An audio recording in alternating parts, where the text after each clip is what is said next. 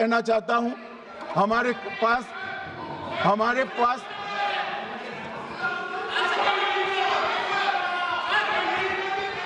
मान्यवर, हमारे पास प्रूफ है, वो भी मैं सदन के सामने रखना चाहता हूं कि तीनों पाकिस्तानी थे। 3 में से 2 के पाकिस्तान के वोटर नंबर भी आज हमारे पास उपलब्ध है। मान्यवर, ये राइफलें हैं, ये राइफलें भी हमारे पास उपलब्ध है। इनके पास से जो चॉकलेटें मिली हैं, वो चॉकलेटें ढोक में से मिली, वो भी पाकिस्तान की बनाई हुई चॉकलेट है। मान्यवर, ये कहते हैं कि पाकिस्तानी नहीं थे, इसका मतलब पूरी दुनिया के सामने इस देश का एक पूर्व गृह मंत्री पाकिस्तान को क्लीन चिट दे रहा है। और मान्यवर, वो पाकिस्तानी आतंकवादी नहीं थे ऐसा बोलकर श्री चिदंबरम अगर पाकिस्तानी आतंकवादी नहीं थे तो पाकिस्तान पर हमला क्यों किया, वो भी सवाल खड़ा कर रहे हैं। मान्यवर, आज पूरी दुनिया ने हमारे संसद सदस्य गए थे, स्वीकारा था कि हमला पाकिस्तान ने किया है। और इस देश का गृह मंत्री जो कांग्रेस पार्टी से आता है, वो कहता है कि क्या सबूत है। अरे मुझसे मांगते, मैं दे देता। टीवी से मांगते हैं, पूरी दुनिया के सामने उजागर करते हैं, सख्त सुबह खड़ा करते हैं। पाकिस्तान को बचाने का इनका ये षड्यंत्र आज 130 करोड़ लोग जान रहे हैं। बच नहीं पाओगे आप लोग, बच नहीं पाओगे। मान्यवर,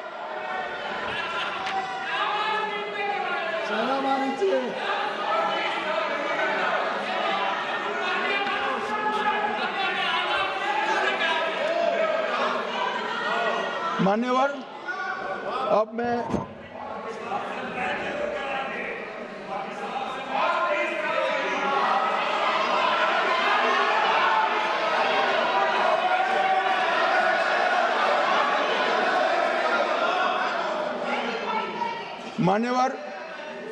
अब मैं पहलगांव आतंकी हमला और ऑपरेशन सिंदूर, ये दोनों घटनाक्रम के लिए मान्यवर ये अभी से थक जाते हैं।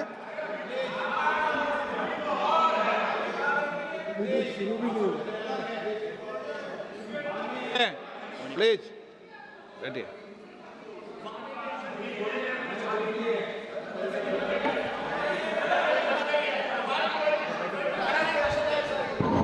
मान्यवर, मैं आपके माध्यम से कहना चाहता हूं, थोड़ा धैर्य रखे भैया, अभी तो शुरू हुआ है, अभी तो शुरू हुआ है। मान्यवर, मैं पहलगांव आतंकी हमला और ऑपरेशन सिंदूर के बारे में पूरा घटनाक्रम बताना चाहता हूं। कल ढेर सारे सवाल उठाए। वैसे तो मुझे लगता था कि कल रक्षा मंत्री जी के भाषण के बाद शायद कांग्रेस पार्टी सपोर्ट में भाषण देना शुरू करेगी और अगर थोड़ी बहुत जनता की इच्छा की परख होती तो वो ही करते, मगर नहीं करा। क्योंकि रक्षा मंत्री जी ने बहुत बारीकी से ऑपरेशन सिंदूर की सफलता, इसकी जरूरियात, इसकी प्रासंगिकता और इसके परिणाम, इसके बारे में बहुत अच्छे तरीके से सदन के माध्यम से पूरी देश की जनता के सामने रखा जाता। मगर फिर भी उन्होंने बहुत सारे सवाल किए। अब सवाल किए हैं तो मुझे जवाब देना भी पड़ेगा, उनको सुनना भी पड़ेगा। मान्यवर, मैं पूरा घटनाक्रम बताना चाहता हूं। मान्यवर, 22 अप्रैल को पहलगांव में आतंकवादी हमला हुआ। इसमें 26 लोग मारे गए, 25 भारतीय और 1 नेपाली नागरिक। हमने उसी वक्त मैं श्रीनगर जाने के लिए निकल गया। रात को ही सुरक्षा बलों की मीटिंग कर ये भाग न पाए इसकी व्यवस्था की। माननीय मोदी जी ने 23 और 30 अप्रैल को सीसीएस की मीटिंग चेयर की। ये कह रहे हैं, मैं आज बताना चाहता हूं कि सीसीएस की 23 अप्रैल की मीटिंग में क्या हुआ।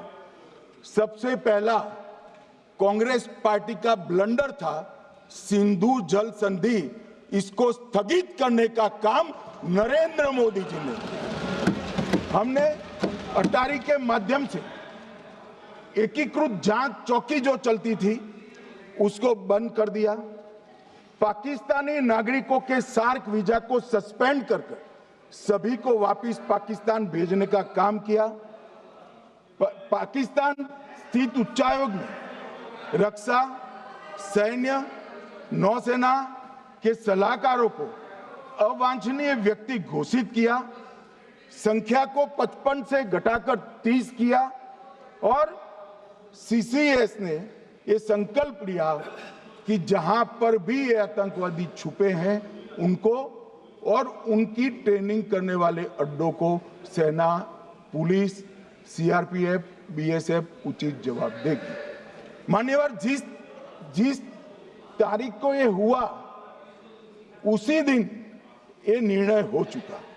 मान्यवर, इसके बाद में कल गोगाई जी कहते थे मोदी जी 24 को पहलगाम जाने की जगह बिहार गए। सुनो यार, मान्यवर, मोदी जी जब ये पहलगाम घटना हुई यहां नहीं थे, विदेश में थे। आने के बाद तुरंत सीसीएस बैठक की और मोदी जी जिस दिन बिहार गए उस दिन पहलगाम में कुछ नहीं, कोई नहीं था, सिर्फ राहुल गांधी थे। सारे लोग चले गए थे, सारे लोग वहां से अपने अपने ठिकाने पर चले गए थे। मगर इन्होंने एक बात कही, उस पर मेरी आपत्ति है मान्यवर। उन्होंने कहा 24 अप्रैल को चुनावी भाषण किया। मान्यवर, देश का नेतृत्व करने वाले देश के प्रधानमंत्री की फर्ज होती है कि देश की संप्रभुता पर, देश के नागरिकों पर अगर ऐसा जघन्य हमला होता है तो जनता की भावनाओं के अनुरूप जवाब देना चाहिए। मान्यवर, मैं आज आपकी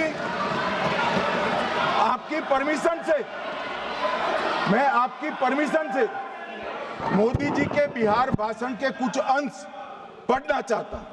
कोट अनकोट है। 22 अप्रैल